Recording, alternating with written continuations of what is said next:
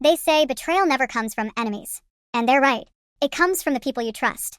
The ones who sit at your table, laugh with you, hold your child in their arms, and smile while destroying everything behind your back. My name is Chloe. I was married to Ethan for 6 years. And I had a sister, Brianna, who was my best friend since birth.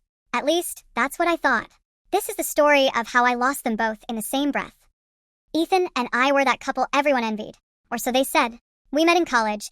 He was calm, reliable, the kind of man who'd bring flowers home for no reason. We had a small house, a daughter named Sophie, and what I believed was a strong foundation. Brianna was the wild child of the family. She was always jumping from job to job, boyfriend to boyfriend. Charming, loud, unpredictable. But she was my sister, and I loved her fiercely.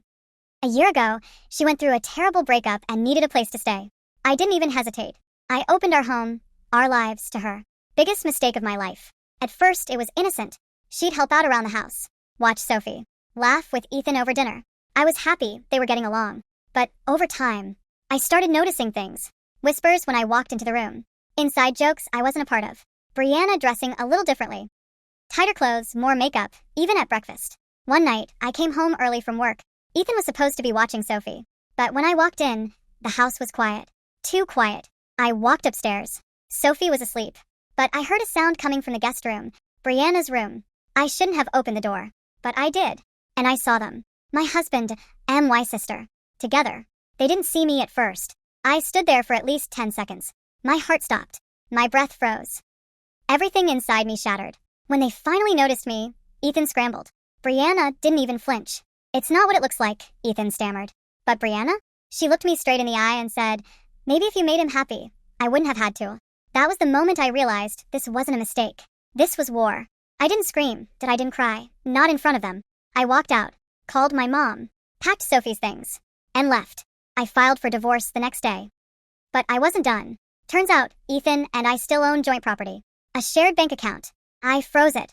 I pulled every message, every photo, every bit of evidence I could find. And I exposed them to my family, my friends, even his job. Brianna lost what little trust she had left. Ethan was fired.